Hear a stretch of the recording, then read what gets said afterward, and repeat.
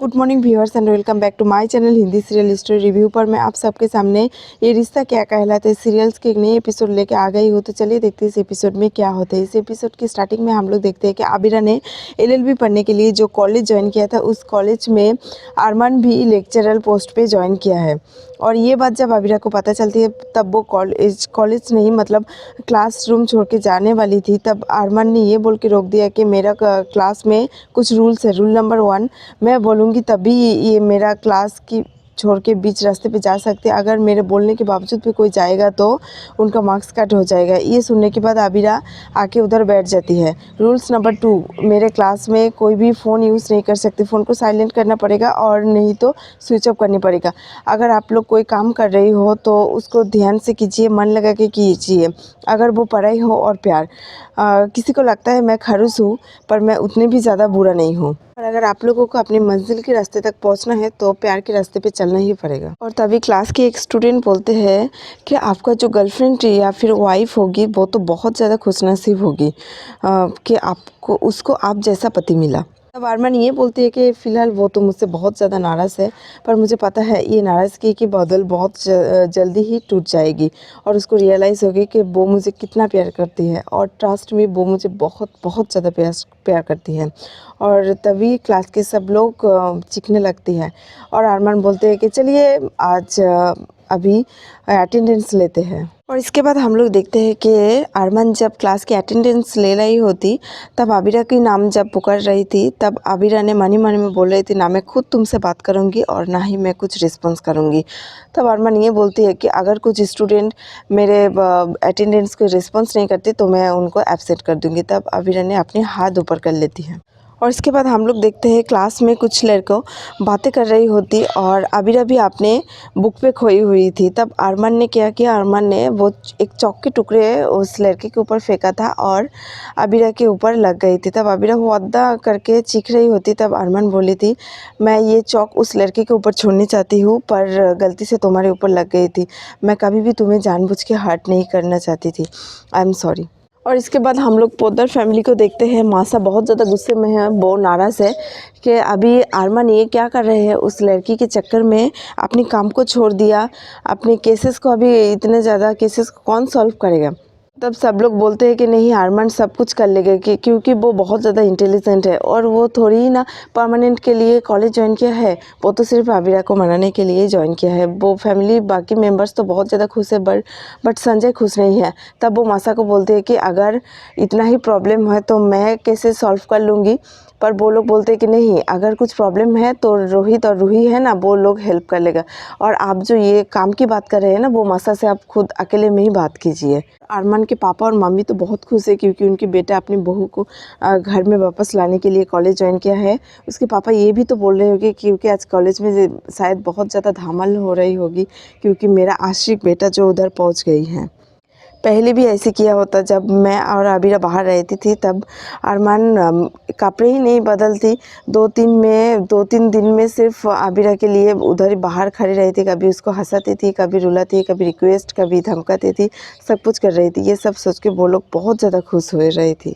लेकिन पहले तो उसकी अरमान की प्यार नया था तब तो इतना कुछ किया। तब आप अभी तो आबिरा के लिए उसकी प्यार और भी ज़्यादा गहरा और पुरानी हो गई हो। तो आप सोचिए आप क्या कर सकती है अरमान। और अरमान की माँ बोलती है मुझे पता है इस बात मेरे बेटा और भी अच्छे से आबिरा को मनाएगी। तब अरमान की काकी माँ बोलते हैं कि दीदी हाँ मुझे तो बहुत ज़्यादा एक्साइटमेंट हो रही है कि अब क्या होगी। I love stories. बहुत ज़्यादा खुश हो रहे थे अरमान के फैमिली वाले।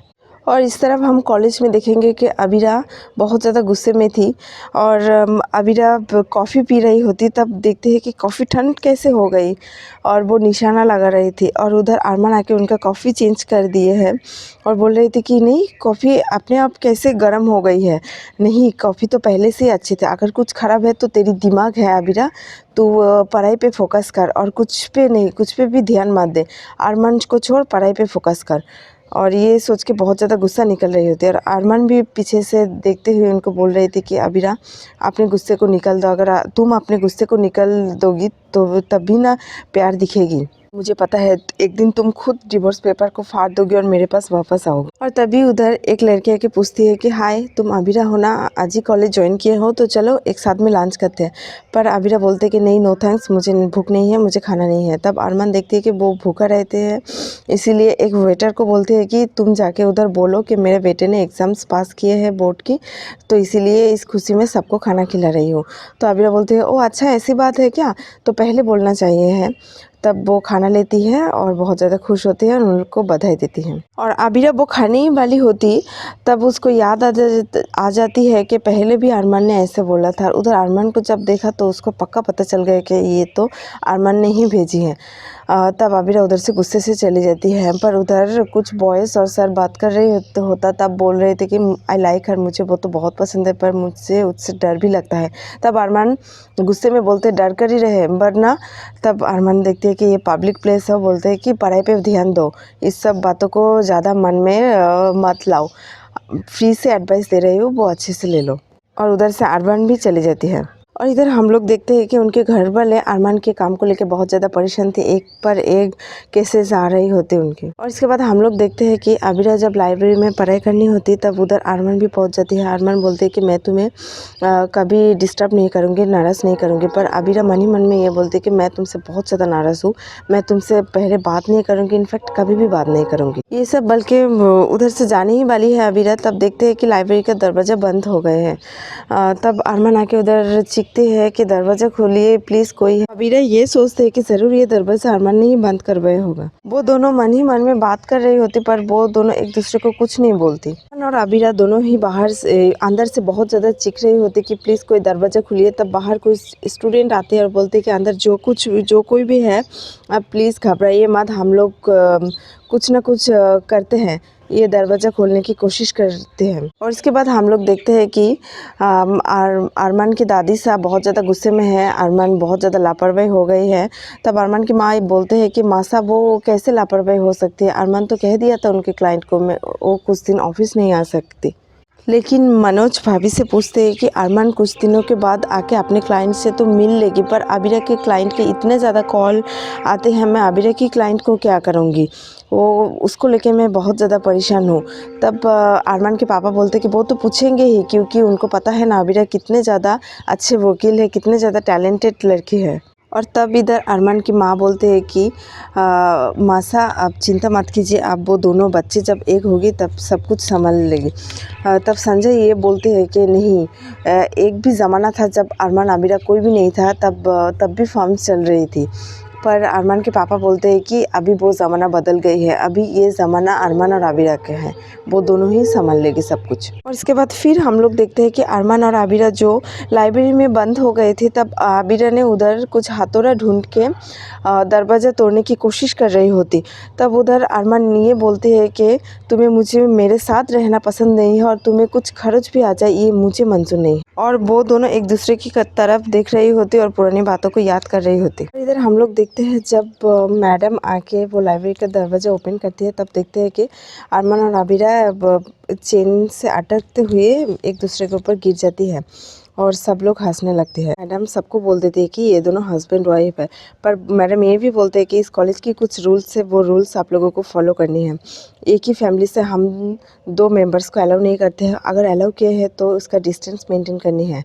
तब अरमान ये बोलते हैं कि इसमें आबिरा की कोई गलती नहीं है, इधर वो हम लोग गलती से फंस गई है और दिन में स्टाफ दरवाजे लॉक के उनको पहले देखना चाहिए था कि इधर कोई है या नहीं। वो लोग मैम को सॉरी बोलते हैं, आगे से ऐसा गलती कभी नहीं होगी। आबिरा भी ये बोलते हैं कि मैं इधर सिर्फ एक स्टूडेंट हूँ, ये मेरा सर है, इससे ज़्यादा कुछ भी नहीं है, आप प्लीज़ हम लोगों को माफ़ कर दीजिए, आगे से ऐसा कभी नहीं होगी। और इधर अरमान जब लेट कर घर आ रही होती तो उनके फैमिली मेम्बर्स, उनकी माँ बहुत ज़्यादा परेशान हो रही थी, टेंशन कर रही होती। तब सब लोग अरमान को बोलते हैं कि क्या हुआ कॉलेज में। तब अरमान बोलते हैं कि आबिरा मुझसे बहुत ज़्यादा गुस्से में है, नाराज़ है, वो पहले से बहुत ज़्यादा दुखी है। पर अरमान की माँ ये बोलते हैं कि कुछ बात नहीं बेटा, सब कुछ ठीक हो जाएगा। तब उधर दादी से आके बोलते हैं कि तुम अबीरा के लिए, उस लड़की के लिए अपने प्रोफेशन को क्यों इतना नुकसान कर रहे होते।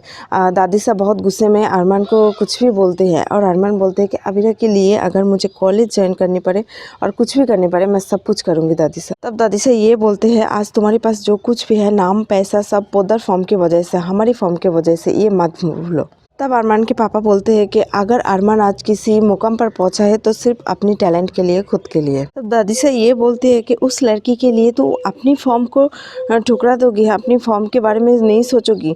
तुम्हारी इतनी कोशिशों के बावजूद भी वो लड़की वापस ना आए तो ये फॉर्म ऐसे ही हमारे हाथ से निकल जाएगी ना। तब अरमान बोलती है, उसको दर्द देने वाला ज़ख्मी मैंने दिया था आबिरा को, और इसके बाद मैं आबिरा को नहीं मनाऊँ तो आपका सर ऊंचा हो जाएगा, ऐसे तो नहीं होगा ना। एक सिंपल सी बात है, आबिरा है तो अरमान है, आबिरा नहीं तो अरमान भी नहीं। दादी से ये बोलते हैं कि अगर तू उस लड़की के पीछे ऐसे ही भागता रहेगा तो फॉर्म से कोई दूसरा और ले लेगा उसका जिम्मेदारी, मैं तुम्हें इधर से हटा दूंगी। तब अरमान ये बोलते हैं कि आप मुझे फॉर्म से निकलना चाहती है। दादी से ये बोलते हैं कि हाँ, प्यार के लिए अगर तू फैमिली और काम दोनों को ही छोड़ती हो तो मैं भी निकल सकती। दादी से ये सब कुछ की जिम्मेदार वो जमाई को देना चाहती है, संजय को। अरमान बोलते हैं कि मुझे कुछ टाइम दे दीजिए, कुछ दिन की समय तो दे दीजिए, तब तक कोई दूसरा वकील वो संभाल लेगी, उसके बाद मैं ही सब कुछ संभाल लूँगी। तब दादी से बोलते, ठीक है, मैं तुम्हें 8 दिन की टाइम देती हूँ। वो 8वां दिन ख़त्म होने से पहले ही अगर आबिरा ने इस घर पे लौट कर नहीं आया तो वो डिवोर्स पेपर पर साइन करके ये सारी रिश्ता पूरी की पूरी तरह ख़त्म कर देनी होगी। आज तक की कहानी यही तक ख़त्म होती है। कल हम लोग देखेंगे कि अरमान की बहन उसको समझा रही थी कैसे आबिरा को मनानी है, और आबिरा के भाई उसको समझा रहे थे कि कैसे अरमान से मुकाबला करनी है। तब आबिरा ये सोचते हैं कि हाँ, मुझे पुरानी आबिरा की तरह इसका मुकाबला करनी पड़ेगी।